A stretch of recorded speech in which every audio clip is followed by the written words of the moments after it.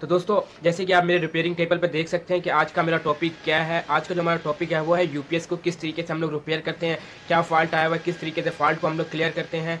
तो दोस्तों step by step मैं आज आपको बताऊंगा इसके अंदर के किस तरीके से हम लोग इसको रिपेयर कर सकते हैं और रिपेयर करने के लिए हमें किन किन टूल्स का होना ज़रूरी है। तो दोस्तों इसके अंदर जो फॉल्ट है वो ये है कि ये हमें आउटपुट नहीं दे रहा, तो हम लोग किस तरीके से फाइंड करेंगे इसमें आया क्या फॉल्ट आया हुआ है, इसके सर्किट में फॉल्ट है या इसके ट्रांसफार्मर में फॉल्ट है या फ्यूज़ ब्लोन ऑफ हो गया। तो स्टेप बाय स्टेप मैं आपको बताऊंगा कि किस तरीके से आपने इसको चेक करना है।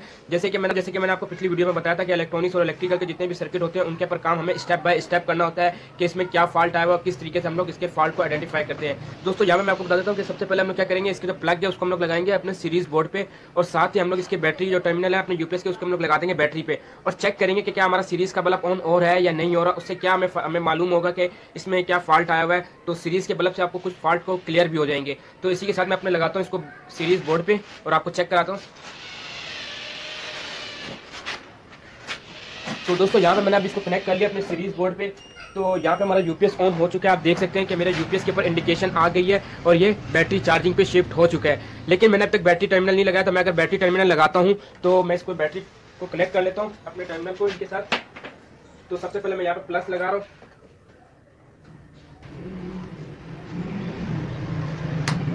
दोस्तों यहाँ पे मैंने अपना टर्मिनल लगा लिया। जैसे कि आप देख सकते हैं कि मैंने इसको दोबारा ऑन किया है तो यहाँ पे आप सीरीज का बल्ब देख सकते हैं कि हमारा ग्लो नहीं हो रहा।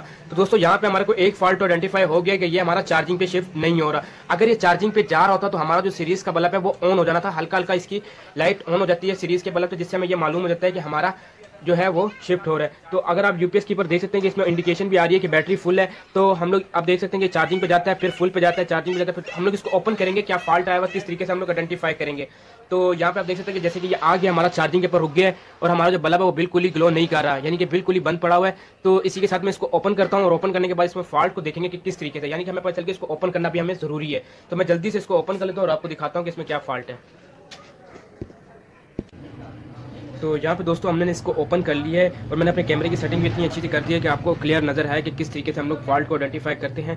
तो दोस्तों यहाँ पे सबसे पहले तो मैं इन दो फ्यूज़ को रिमूव करूंगा। ये हमारा एक आउटपुट का फ्यूज़ है और ये एक हमारा इनपुट का फ्यूज़ है। इनपुट का तो हमें बिल्कुल अच्छे से पता है कि बिल्कुल ठीक होगा, तो यहाँ से मैंने इसको रिमूव किया है। तो आप देख सकते हैं ये बिल्कुल ठीक है, इसके अंदर पट्टी हमारी लगी हुई है। तो इसको हम लोग वापसी कनेक्ट कर लेते हैं अपने स्विच पे और यहाँ से दूसरा आउटपुट का जो फ्यूज़ है उसको भी चेक कर लेते हैं। आप उसको भी देख सकते हैं, ये भी हमारा बिल्कुल ओके है। तो इसमें फॉल्ट क्या आया हुआ है, तो सबसे पहले हम लोग किस तरीके से फॉल्ट को ढूंढेंगे और किस तरीके से हम लोग स्टेप बाय स्टेप चलेंगे। तो यहाँ पे हम लोग क्या कर लेते हैं, दोबारा से कनेक्ट कर लेते हैं अपने इस बैटरी टर्मिनल को और मैं अपनी सीरीज़ की वायर पे कनेक्ट करता हूँ और चेक करते हैं कि इसमें क्या फॉल्ट आया है। मुझे फॉल्ट नज़र तो आ गया, लेकिन मैं आपको स्टेप बाय स्टेप दिखाना चाहता हूँ कि किस तरीके से स्टेप बाय स्टेप चलना होता है। तो यहाँ पे दोस्तों मैंने अपनी सीरीज़ की वायर भी कनेक्ट कर लिया और बैटरी की टर्मिनल भी आपस में कनेक्ट करती हैं। तो अब मैं क्या करूँगा, सबसे पहले क्या करूँगा, इसका जो ये स्विच लगा हुआ है इसको आपस में शॉर्ट करेंगे कि ये हमारी जो डीसी सप्लाई है इसको ये सर्किट तक दे और हमारे चेक करेंगे कि सीरीज़ का बल्ब हमारा ऑन होता है चार्जिंग के लिए या नहीं। तो मैंने यहाँ पे इसको कनेक्ट कर लिया है। तो यहाँ पे मैंने दोनों आपस में शॉर्ट किया है, तो इससे भी कोई रिस्पांस नहीं हो रहा। आप सीरीज़ का बल्ब देख सकते हैं कि बिल्कुल ही हमारा डेड है, सीरीज़ का बल्ब ऑन नहीं हो रहा। जब भी हमारी चार्जिंग होती है तो सीरीज़ के बल्ब के ऊपर कोई इंडिकेशन आ जाती है हल्की सी कि ये चार्जिंग हो रहा है। तो अब दूसरा स्टेप हमने क्या लेना है, दूसरा स्टेप हमने ये लेना है कि ये जो सर्किट है यहाँ तक हमारी 220 सप्लाई आ रही है नहीं आ रही, तो आपको फिजिकली भी नजर आ जाएगा। तो मैं यहाँ पे आपको फॉल्ट बता देता हूँ कि अभी हमारा जो स्टेप सर्किट है ये ऑन ऑफ हो रहा है, मेरे को रिले की आवाज़ आ रही है। जब मैं इसको हटाता हूँ अपनी मेन की सप्लाई को तो आप ये देख सकते हैं कि मेरी जो रिले है वो ऑपरेट हो रही है, इसका मतलब है कि सर्किट ऑपरेट हो रहा है। तो हमारे यहाँ पे प्रॉब्लम ये है कि आउटपुट नहीं मिल रही। तो आउटपुट नहीं मिली तो उसमें जो हमारे पास प्रॉब्लम आती है या तो वो इस रिले की आ जाती है या तो स्विच की आ जाती है प्रॉब्लम, या तो हमारा फ्यूज़ कोई बर्न आउट हुआ होता है, या तो हमारी ये जो प्लेटें हैं ये शार्ट हो चुकी होती हैं। तो दोस्तों आप फिजिकली देख भी सकते हैं कि वीडियो में कि ये जो हमारे यहाँ पे ट्रांजिस्टर लगे हुए हैं IRF 75 NF75 ये ट्रांजिस्टर है जिन्हें हम लोग पावर ट्रांजिस्टर कहा जाता है। तो ये हमारे ब्राउन ऑफ हुए हैं, मुझे फिजिकली नजर आ गया। जैसे ही मैं ढकना ओपन किया तो मुझे नजर आ गया। मैंने आपको सिर्फ दिखाना चाहता था कि किस तरीके से स्टेप बाय स्टेप हमें किन किन चीज़ों को चेक करना होता है। तो यहाँ तक हमें मालूम हो गया कि ये हमारा फॉल्ट है। अब मैं किस तरीके से आपको इसको चेक करा देता हूँ। तो मैं यहाँ पे लेता हूँ मल्टीमीटर।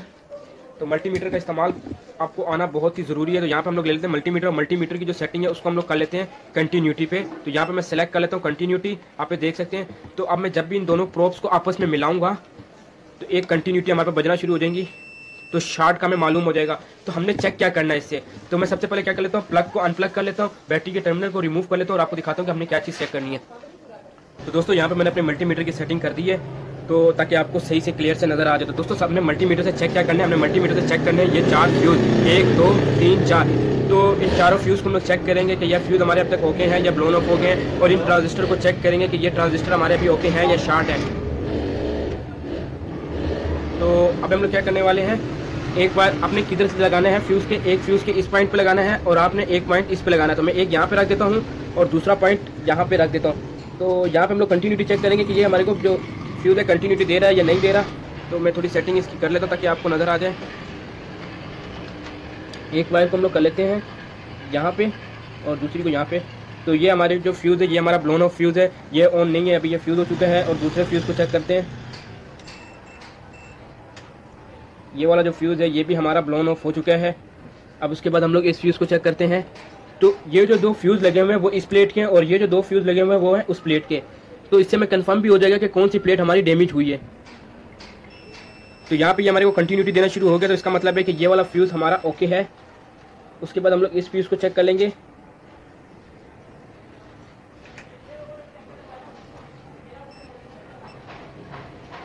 तो आप इसकी भी कंटिन्यूटी सुन सकते हैं, ये यानी कि ये वाला फ्यूज़ हमारा बिल्कुल ओके है। तो इसमें जो हमारे पास प्रॉब्लम आई हुई है उसमें प्रॉब्लम यह आई हुई है कि हमारी जो ये किट है ये शॉर्ट हो चुकी है। उसकी जो ये पावर ट्रांजिस्टर है IRF 75 NF 75 ये हमारे ब्लोन ऑफ हो चुके हैं। इनको किस तरीके से चेंज किया जाता है, इन रेजिस्टेंस को भी आप देख सकते हैं ये भी हमारी बर्न हो गई है। इनको किस तरीके से चेंज किया जाता है तो मैं आपको इस वीडियो में बताने वाला हूँ। तो मैं जल्दी से इस प्लेट को रिमूव करता हूँ, उसको रिपेयर करने का तरीका बताऊंगा कि किस तरीके से आपने चेक करना है इन ट्रांजिस्टरों को, किस तरीके से चेक करने के सही ट्रांजिस्टर कौन सा और खराब कौन सा है। मैं जल्दी से इसको रिमूव कर लेता हूँ और बाकी UPS को साइड पर करता हूँ और इसको रिपेयर करके वापसी कनेक्ट करके आपको चेक कराते हैं। तो दोस्तों यहाँ पे हमने अपनी प्लेट को इधर रिमूव कर लिया। हमने सिर्फ ये एक वायर नहीं उतारी जो कि हमारी माइनस की वायर है, इसके लिए RT सप्लाई के लिए। तो हमने इसको रिमूव नहीं किया। तो अब हम लोग किस तरीके से इसके शॉर्ट पॉइंट को चेक करेंगे, तो इसके लिए हमारे को चाहिए होगा मल्टीमीटर। तो मैं मल्टीमीटर को यहाँ रख लेता हूँ। तो यहाँ पे मैं मल्टीमीटर को रख लेता हूँ ताकि आपको नज़र आता रहे। तो यहाँ पे आपने किस तरीके से लाइनों को चेक करना है। तो दोस्तों यहाँ पे बहुत ही सिंपल तरीके से मैं आपको बताऊंगा कि हमारे पास ये दो लाइनें हैं। तो आप इन दोनों पे जब भी लगाओगे तो ये हमारे को कंटिन्यूटी यहाँ पे नहीं देनी चाहिए। तो ये जो फॉल्ट साइड है मैंने इधर लगाता हूँ तो आप देख सकते हैं कि हमारे पास कंटिन्यूटी आना शुरू हो गई है। तो ये हमारे पास शॉर्ट पॉइंट है, यानी कि इस साइड पे हमारी जो प्लेट है वो प्रॉब्लम है। और यहाँ पे अगर मैं चेक करता हूँ तो यहाँ पे हमारे पास कंटिन्यूटी नहीं आ रही।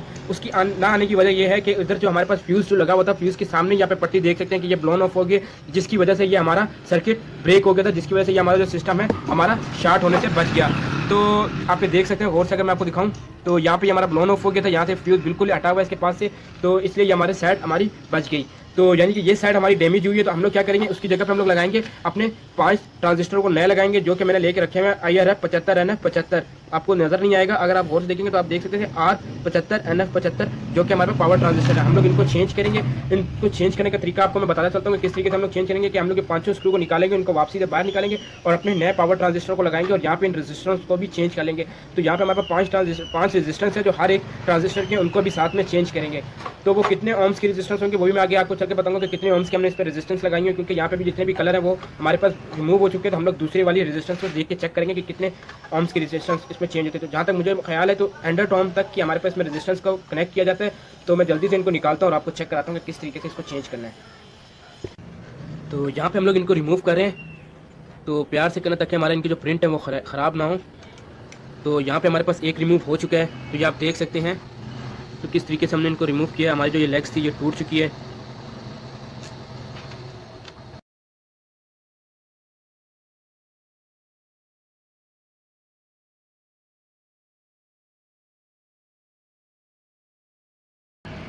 तो दोस्तों यहाँ पे हमने इनको रिमूव कर लिया। आप देख सकते हैं कि इनकी 5 लेग्स को हमने रिमूव कर लिया है और जो इनकी लेग्स आपस में अंदर टूटी हुई थी उनको भी हम लोग निकाल लेंगे। जो टूटी हुई और होल को हम लोग क्लियर कर लेंगे ताकि हम लोग जो नए ट्रांजिस्टर लगा रहे हैं वो हमारे अच्छे से बैठ जाएं। तो आप ये देख सकते हैं कि किस तरीके से ये। तो मैं जल्दी से इनको यहाँ से कर लेता हूँ, होलों को क्लियर कर लेते हैं। तो आपने इनकी जो सोल्डिंग है उनको आपने हटा लेनी है।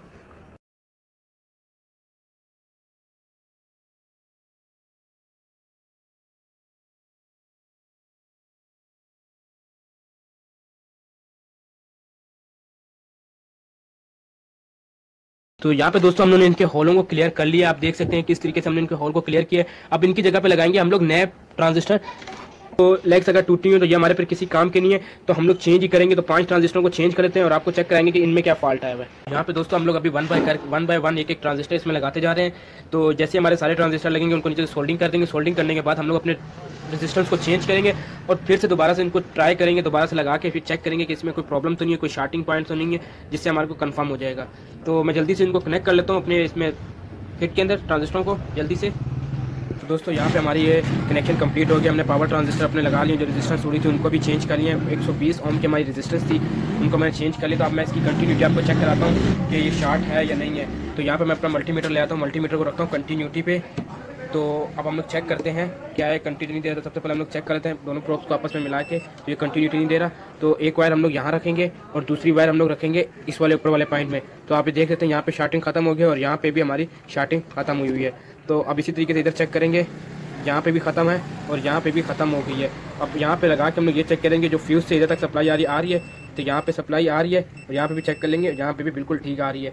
तो अब इसी के साथ मैं इसको कनेक्ट करता हूँ, अपने यूपीएस को चेक करता हूँ जल्दी से। मैं इसकी बॉडी इसको वापसी अपनी जगह पे इसकी कनेक्शन कंप्लीट करता हूँ और फाइनल होने पे आपको मैं इसको दिखाता हूँ कि वर्किंग करता है या नहीं। यहाँ पे दोस्तों हम लोग इसको वापसी अपनी जगह पर कनेक्ट कर रहे हैं। तो इसको लूजिंग इस पॉइंट को हमने लूज़ बिल्कुल नहीं छोड़ना। अगर ये लूज़ रह जाएगा तो हमारे यहाँ पे स्पार्क होगा, हमारे ट्रांजिस्टर फिर से उड़ जाएंगे। तो लूजिंग तो बिल्कुल भी नहीं होना चाहिए। आप यहाँ पे टी का इस्तेमाल कर सकते हैं।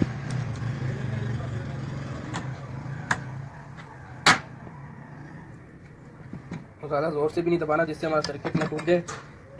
तो यहाँ पे आप देख सकते हैं कि हमारा एक कनेक्शन हो गया। लूजिंग बिल्कुल नहीं रहनी चाहिए, लूजिंग रहेगी तो ये स्पार्क होकर हमारा यहाँ से हमारे वापसी से हमारे जो ट्रांजिस्टर हैं वो ख़राब हो जाएंगे।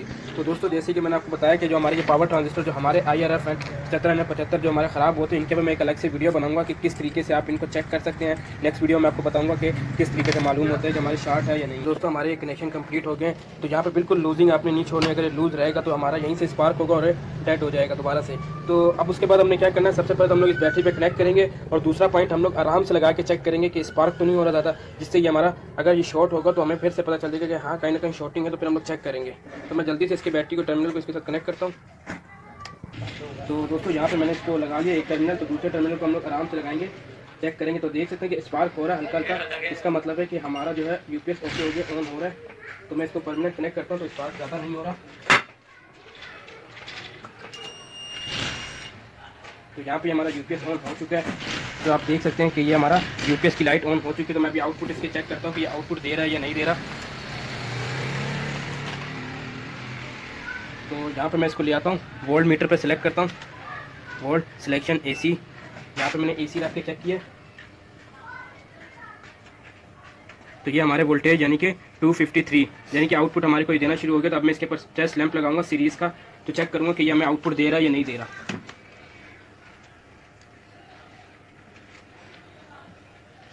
जैसे कि दोस्तों ये हमारे पास एक टेस्ट लैंप है, तो इसकी मदद से मैं अब चेक करता हूँ कि आउटपुट हमारे को मिलना शुरू हो गया या नहीं।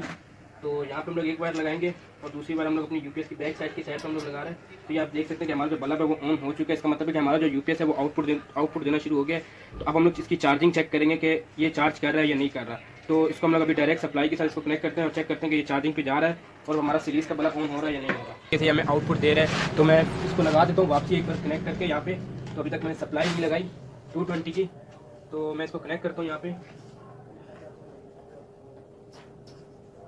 तो ये आप देख सकते हैं कि हमें आउटपुट मिलना शुरू हो गया है। तो अब मेरा क्या काम है, इसमें हम लोग लगाएंगे अपनी 220 की सप्लाई। तो दोस्तों अभी मैं इसको 220 की सप्लाई देने लगा हूँ। तो सबसे पहले हम लोग क्या करेंगे, सीरीज़ पे लगाएंगे। तो जिस तरीके से मैंने आपको शुरू में बताया था कि इसमें हमारा जो चार्जिंग पे जब भी जाएगा तो इसका बल्ब ग्लो होना शुरू हो जाएगा। तो अब ये मेन पे चलना शुरू हो गया है। तो आप देख सकते हैं कि थोड़ी सी देर बाद आप देख सकते हैं कि हमारा सीरीज़ का बल्ब ऑन हो चुका है और यहाँ पे हमारे पास ये चार्जिंग पे भी चला गया है और मेन पे भी चला गया और यूपीएस से ये डिस्कनेक्ट हो गया, यानी कि फॉल्ट हमारे पावर ट्रांजिस्टर का था, मेरे चेंज करते ही हमारा सेट हो गया है। तो अब हम लोग क्या करने वाले हैं, अब हम लोग इसको रिमूव कर लेते हैं और डायरेक्ट लगाते हैं सप्लाई पे अपनी 220 पे और देखते हैं कि कितने एम्पेयर से ये चार्ज हो रहा है। तो यहाँ से मैं अपने काफी की वायर उतार देता हूँ। तो यहाँ पे मैंने इसको डायरेक्ट लगा दिया। आप ये देख सकते हैं बैटरी फुल। अभी ये कुछ देर के बाद हमारा चार्जिंग पे चला जाएगा। तो आप एम्पेयर देख सकते हैं 0.7 0.8 यानी कि ये चार्ज हो रही है क्योंकि मेरी बैटरी इस वक्त चार्ज पड़ी हुई है। तो अब मैं इसके ये हमारे AC करंट है। अगर हम लोग DC करंट चेक करना चाहते हैं तो DC करंट हम लोग अपने एम्पेयर मीटर के जरिए चेक करेंगे। तो ये कितने एम्पेयर ले रहे हैं, तो हम लोग सबसे पहले सिलेक्शन अपनी कर देंगे, अपनी AC वोल्ट पे करेंगे। तो हम लोग लेके जाएंगे यहाँ पे एम्पेयर पे, इधर सेलेक्ट कर लेंगे DC सप्लाई। ये हमारा सेलेक्ट हुआ है। तो मैं यहाँ पे एम्पेयर मीटर पे लगाता हूँ। तो ये हमारा DC सप्लाई है। तो हमने DC एम्पेयर चेक करना है। तो यहाँ पे मैं जैसे इसको कनेक्ट करता हूँ तो आप एम्पेयर देख सकते हैं कि 4.6 4.7 इतने एम्पेयर ले रहा है, यानी कि इसका मतलब है कि हमारी जो बैटरी है वो चार्ज भी हो रही है और हमारे को आउटपुट भी मिलना शुरू हो गया है। तो दोस्तों बंद करते हैं। तो दोस्तों यहाँ पे हमारी वीडियो खत्म होती है। तो जिस तरीके से मैंने आपको दिखाया कि किस तरीके से स्टेप बाय स्टेप हमने इसको फॉलो किया रिपेयरिंग को, हमने किस तरीके से हम बेल आइकन को ज़रूर दबाना ताकि हर आने वाली लेटेस्ट वीडियो का नोटिफिकेशन आपको मिलता रहे। तो दोस्तों इलेक्ट्रॉनिक्स का ये असूल है, जब तक आप स्टेप बाय स्टेप फॉल्ट को नहीं ढूंढेंगे तो आपको फॉल्ट कभी भी नहीं मिलेगा। तो मिलते किसी नए प्रोजेक्ट पे, किसी नए टॉपिक पे। तो इसके साथ दीजिए मुझे इजाज़त। खुदा हाफिज़।